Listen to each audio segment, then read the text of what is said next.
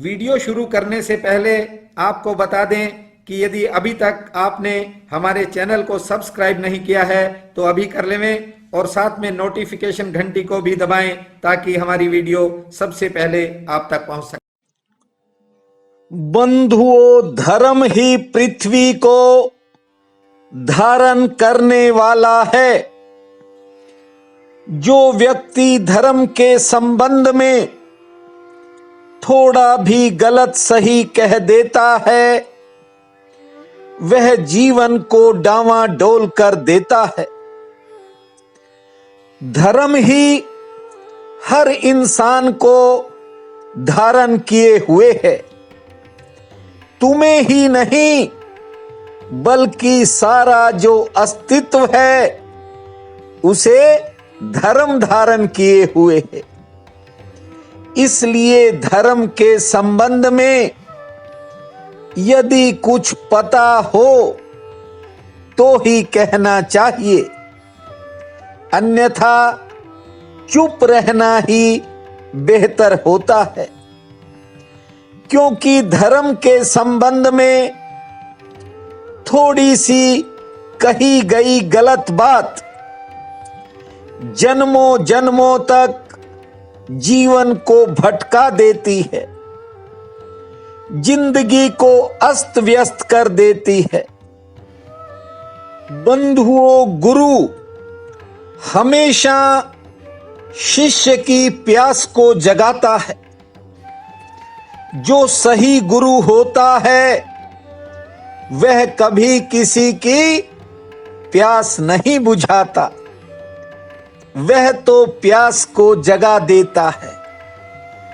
ये कैसी प्यास होती है, इस संबंध में निज धर्म कहता है कि ये वो प्यास है जो इंसान को खुद के भीतर ले जाती है और फिर स्वयं से उसका परिचय करवाती है।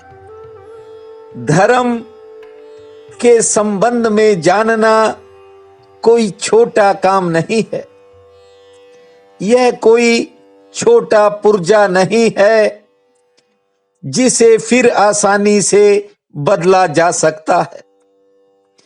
बंधुओं, धर्म के संबंध में यदि आदमी ठीक से न समझ पाए तो जिंदगी का संतुलन बिगड़ जाता है और एक दफा तुम्हारे धर्म के संबंध में कुछ गलत दृष्टि हो गई तो फिर तुम्हारा आधार ही खो सकता है। धर्म पृथ्वी को धारण किए है और वह दया का पुत्र है। उसमें संतोष की स्थापना कर संतुलन को बनाना पड़ता है। मैं देखता हूं बड़ी संख्या में बहन भाई कहते हैं कि आपका वीडियो सुनने के बाद बड़ा आनंद मिलता है। बंधुओं, ये आनंद आपके भीतर छिपा है। मैं तो केवल उसे जगाने का नाम मात्र प्रयास करता हूं, इसलिए कि आप खुद के धर्म, स्वयं के धर्म, निज धर्म की तरफ बढ़ जाएं। यदि आप उसकी तरफ बढ़ गए तो फिर आपको कोई हरा नहीं सकता। लोग तरह तरह के तर्क वितर्क में उलझे हैं, लेकिन आज एक बात आपको निज धर्म की बताता।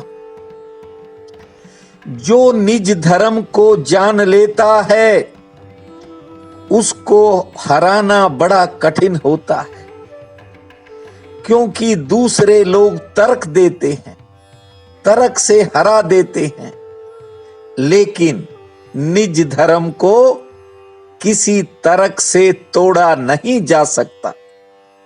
वह तो आपके भीतर ज्वलंत है, जीवंत है। बस थोड़ी कुशलता चाहिए। बंधुओं, एक भिखारी भिक्षा मांगता था और साथ में कुछ खाने पीने की चीजें अपने पास रखता था। एक बार एक बहुत बड़ा अफसर उसके पास से गुजरा। उसने भिखारी को कुछ पैसे तो दिए, लेकिन उसने भिखारी के जो पात्र में पड़ी कुछ खाने की चीजें थी, जो भी होंगी वे उठा ली।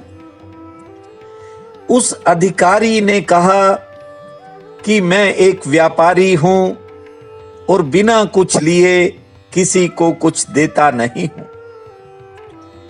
वह चला गया। समय बीतता गया। बंधुओं, कहते हैं कि एक विवाह शादी के मौके पर वह भिखारी भी अब सेठ बन चुका था। जब उसने उस अधिकारी को उस विवाह समारोह में पहचान लिया तो वह उसके पास गया। उसने अधिकारी से पूछा कि क्या आप मुझे जानते हो?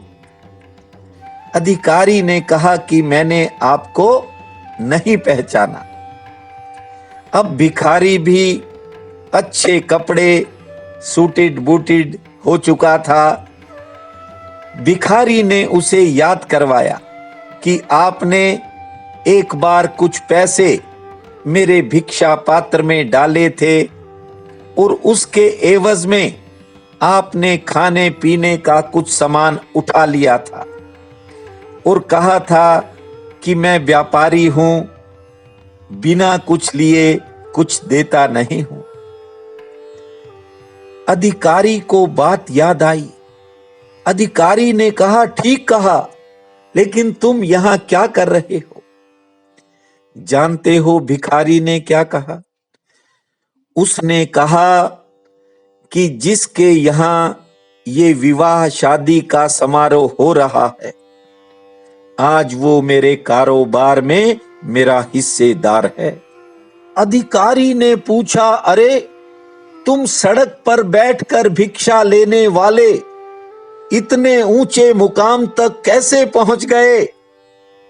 तो उस भिखारी ने कहा, जो अब सेठ बन चुका है, उसने कहा कि जिस दिन आपने मेरे खाने पीने का सामान उठाया था, उस दिन मेरी जिंदगी की एक नई सुबह हुई थी।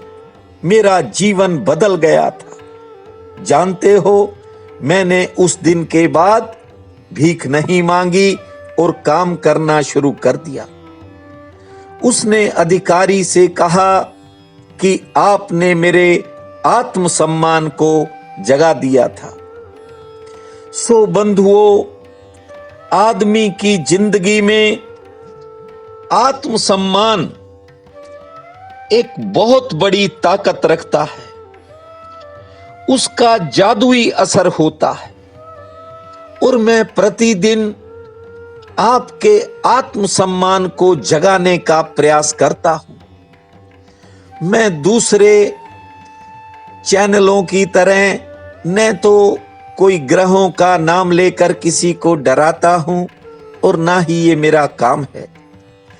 आप लंबे समय से मेरे साथ जुड़े हो, इसलिए इस संबंध में मुझे कुछ ज्यादा कहने की भी जरूरत नहीं है, क्योंकि ये चैनल भी आपका ही है। मैं तो बस आपके साथ जिंदगी के थोड़े बहुत अनुभव साझे कर लेता हूं या उस महात्मा की कही गई बातें आपके साथ साझी करता हूं। बंधुओं, वह महात्मा एक बात कहता था कि धर्म आधार है जीवन का। आधार का अर्थ होता है जिसके बिना अस्तित्व बिखर जाए। ये जो बाकी चीजें हैं दुनिया की, जिन्हें आप दिन भर देखते हो, ये सब सजावट का सामान है। ये ईंटें, ये दीवारें, ये भवन, ये संपदा, ये सब साजो सामान है। जो सही आपके जीवन का आधार है वो है धर्म।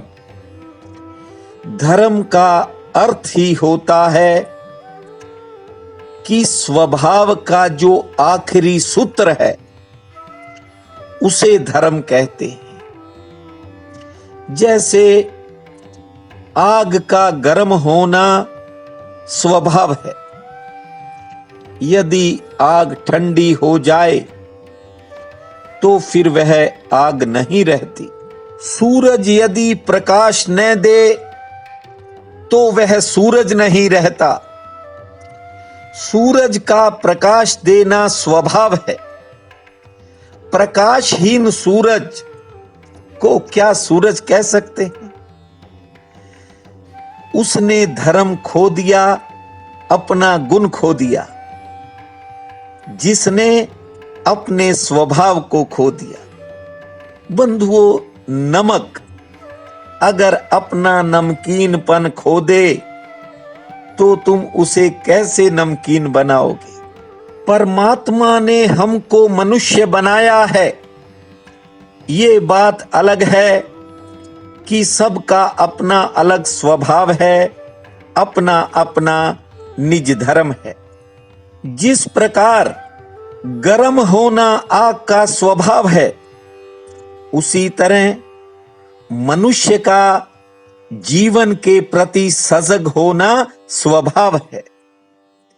आदमी होना चाहता भी है, लेकिन ये जो बाहर की चकाचौंध है, तरह तरह के आकर्षण हैं, ये आदमी को खुद से दूर कर देते हैं। मनुष्य कई बार ध्यान खो देता है, और जो ध्यान खो देगा वह कहने को मनुष्य है, दिखाई जरूर मनुष्य पड़ेगा, लेकिन होगा नहीं। जिएगा तो वह जानवर की तरह। जरा सोचो, हम इंसान हैं, क्या कुत्ते की तरह व्यवहार कर रहे हो? ऐसा हम कुत्ते से नहीं कहते, कभी नहीं कहते। कुत्ता जैसा व्यवहार कर रहा है ये उसका स्वभाव है। आदमी से हम कभी कभी कहते हैं कि क्या कुत्ते की तरह व्यवहार कर रहे, अक्सर कह देते हैं क्या गधे की तरह बोलते हो, गधे की तरह व्यवहार करते हो। आदमी से हम यह कह सकते हैं क्योंकि आदमी तभी आदमी की तरह व्यवहार करता है जब वह ठीक ध्यान से जीवन को जी रहा होता है। बड़े भाग्य मानुष तन पावा। बंधुओं, ये मनुष्य का शरीर बड़े भाग्य से मिला है, और बहुत लोग बहन भाई तारीफ करते हैं, प्रशंसा करते हैं। मैं कहता हूं मुझे किसी प्रशंसा की आवश्यकता नहीं है। जो कुछ है सब आपका है। आपके भीतर साहस होता है, हिम्मत होती है, वही जाग जाती है। इसलिए निज धर्म का पालन करना सीखो। लोग पूछते हैं कि शुभ घड़ी किसे कहते हैं? मैं कहता हूं कि शुभ घड़ी वही होती है जब आदमी के भीतर स्वयं का भाव जागता है और परमात्मा के प्रति उसका भाव जागता है। वही सबसे बड़ी शुभ घड़ी होती है। प्रिय बंधुओं व मातृदेवी शक्तियों, आज 27 मई दिन बुधवार है। आप सबको मेरा नमस्कार है। आज का उपाय इस प्रकार है। आज ज्येष्ठ शुक्ल पक्ष की पंचमी है। बहुत बड़ा पुण्य काल रहेगा। उठते ही धरती माँ को छूकर प्रणाम करना। उन्हीं हाथों से 5 बार ताली बजाकर हाथों को अपने सिर पर फेर लेना। गणपति जी का नाम लेकर दिनचर्या की शुरुआत करना और गणेश जी के चरणों में लाल पीले रंग के पुष्प अर्पित करना। दोपहर में भोजन खुद करने से पहले खाने पीने की किसी भी वस्तु को पुण्य में लगाना, शाम को तुलसी माता के समक्ष दीप जलाना। जगपति भूमा गणपति भूमा, जगपति भूमा गणपति भूमा, जगपति भूमा गणपति भूमा। इस महामंत्र को जपना, पूरा होगा आपका सपना। आपका बहुत बहुत धन्यवाद।